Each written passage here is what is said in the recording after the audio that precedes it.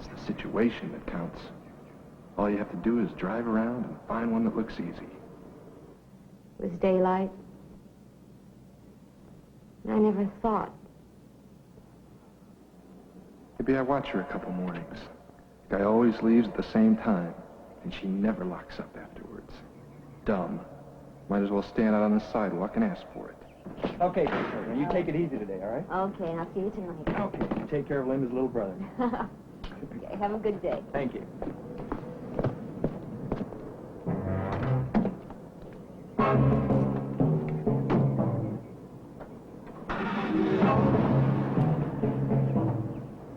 Take care, honey. Bye.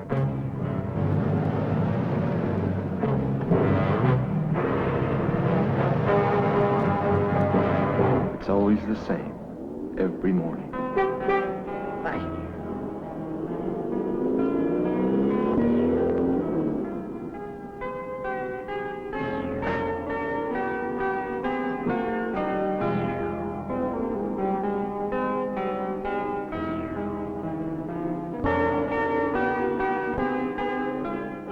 Wide eyes, tears, shivering.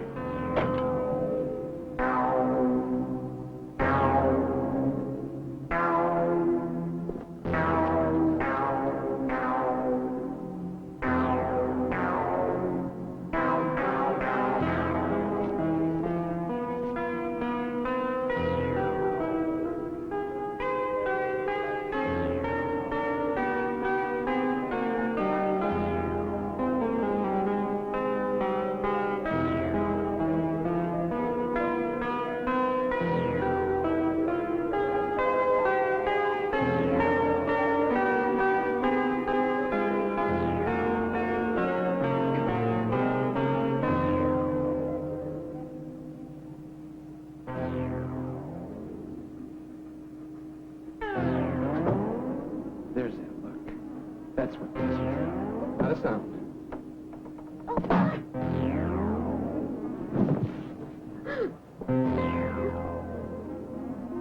You're doing just fine. You don't have to slap you anymore.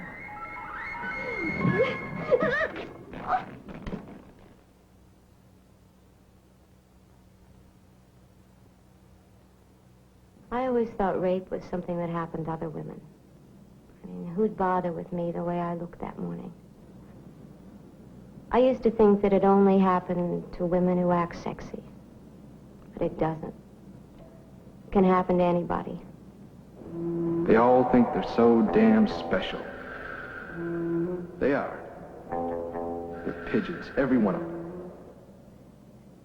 I reported the attack as soon as I could get to the police. And a little later, I started going to some meetings. They weren't just for rape victims. Anybody could go. I'd like to thank each of you for coming out today, and I'm sure the information and demonstrations that you will receive will be most helpful. We're going to cover a lot of safety precautions. Many of them just little things you've probably never stopped to think about before. Let's start with your home.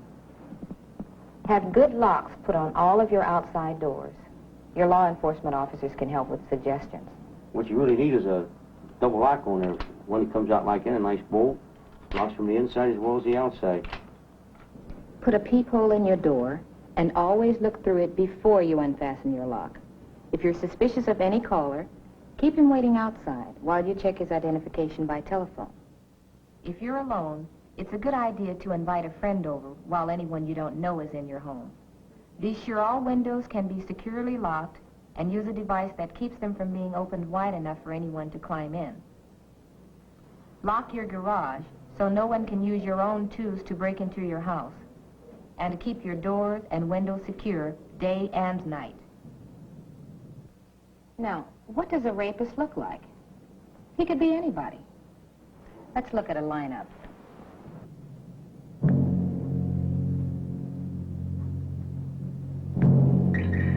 One of these men is a convicted rapist, but one of them's a detective. Another is a clergyman. So you can forget the stereotype. There isn't any such thing. You just can't tell who's who, can you? But if you're attacked, remember what he looks like. It'll help later in identification. So how do we defend ourselves? Guns and knives are out of the question. Besides, they're illegal. And an attacker could probably wrestle them away from me. But most women have some pretty good weapons right in their own purse. May I see this, please? And they're all legal.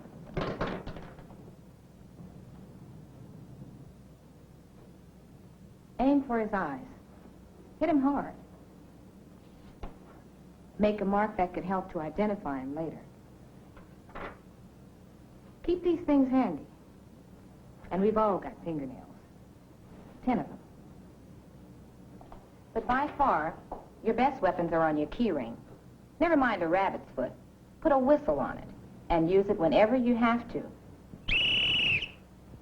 Have your key ring ready in your hand whenever you go outdoors, and learn the right way to hold them. Let the key stick out of your fingers, like this. Hold the whistle ready, clench your fist, and when you hit, don't hit like this so that the keys roll back against your knuckles. Hit like this,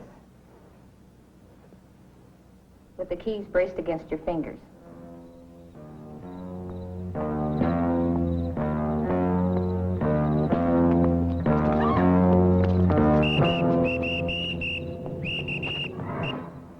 So there are 4 basic rules in self-defense. 1, scream or whistle. 2, hit fast. 3, hit hard. 4, run. And here's the easiest defense of all. Just carry your keys like this, all the time. Let everybody see them. Any man is going to size up his chances before he attacks. And if he sees you're alert and ready, chances are he'll look elsewhere. One last thing about weapons. You have to play the situation by ear. But if any man attacks you with a weapon, it's most likely wise to give in to him. Lottie lives alone, but she's invented an imaginary roommate, Frank Wilson, and put his name with hers on her door and mailbox. She's listed her name in the phone book as L.R. Garrett, which could be a man or a woman. Whenever anybody knocks on her door, Lottie calls out, "I'll get it, Frank," making it sound as if she's not alone. Claire lives next door to her. They've exchanged door keys, and they try to keep an eye on each other's affairs. Lottie works till midnight as a switchboard operator, and she takes the bus to and from work. Lottie is usually the only one to get off at her stop, and her street is pretty dark. She walks facing the traffic in the nearest lane, and she keeps her keys in sight. If she becomes suspicious of footsteps behind her, she abruptly crosses the street. By doing something a potential attacker doesn't expect, she breaks the pattern. It's a good defense. And she gets inside her building as fast as possible.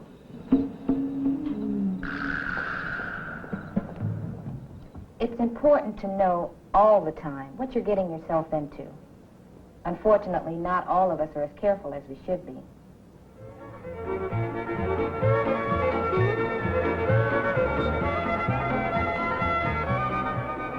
Dolores didn't have a steady boyfriend. She liked meeting new people. Oh, sorry. Robert had a nice smile, and they hit it off from the start. Thank you. Sorry.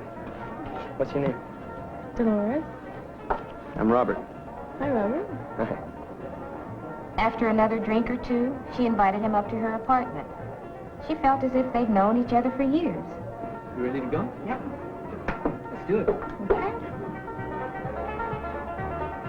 Yeah, we decided where we're gonna go? Hi. All right. There we go. Thank you.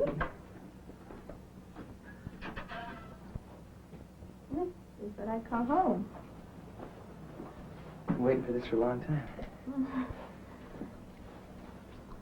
Hey, not so fast. You're nice to talk to. Let's have a drink first and put on some music. Either you play the game my way, or else you're gonna get hurt. And that's the way I like it. Perhaps you're wondering if Dolores might have tried karate or judo.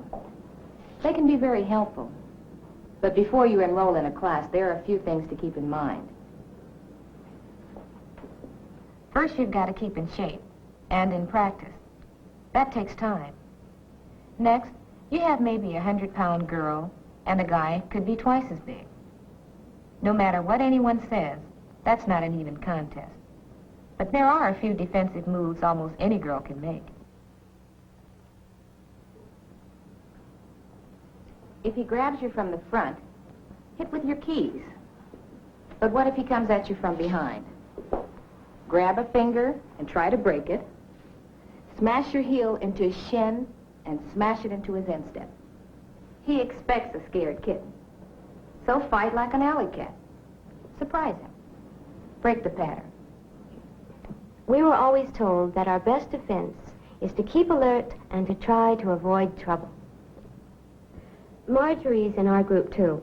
She often has to drive after dark, and that involves a special set of safety tactics. She parks in a brightly lighted spot and always locks her car.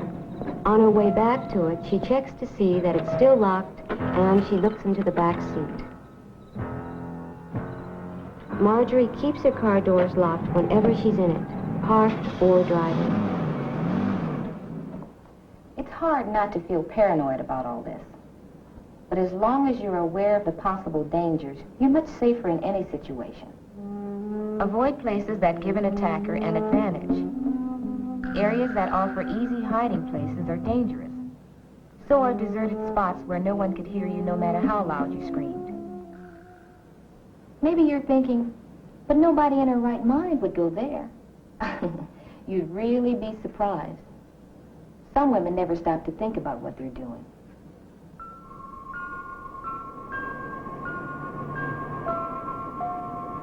Vicky, a high school senior, hitchhiked everywhere, to her part-time job, to the beach, to school and back. She liked meeting the people who gave her rides. They were usually pretty nice. Hi. How far are you going? Up Elm Street?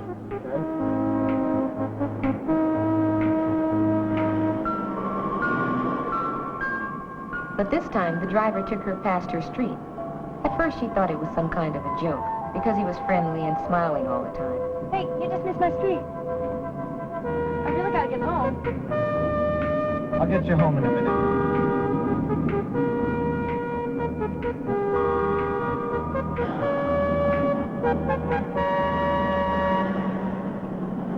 I really gotta go.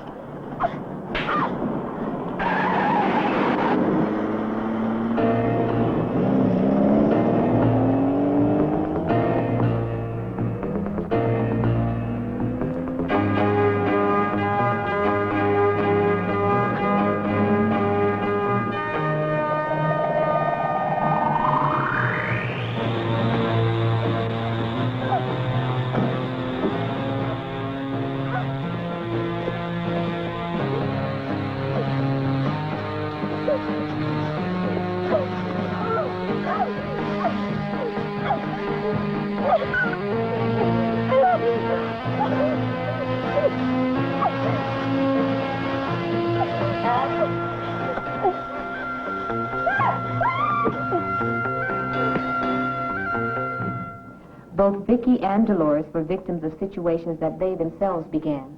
They just didn't foresee the possible danger. Dolores was lonely and liked meeting new men. Vicky got into a stranger's car and rode off with him. Most people, not just male chauvinists, will say, but they asked for it. But they didn't ask for what they got. The big problem they both had in common was a naive trust that every guy they met would play by their rules.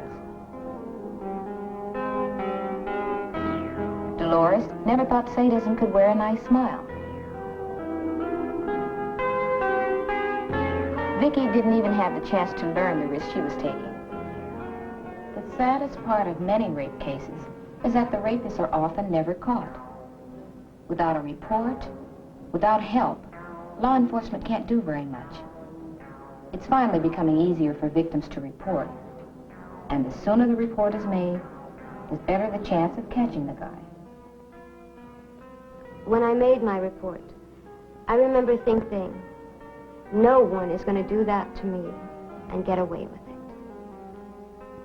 I didn't realize it at the time, but in a way, a lot of women were watching me when I went to the station that day. Most of them I didn't even meet till later, and some I never met at all. But they were here with me, just the same. Lottie, Claire, Marjorie, Dolores, Vicky, even my own little Linda. I dreaded it, and I was scared. But everything I learned later about self-protection was aimed at stopping the rapist, and making my report was the first step.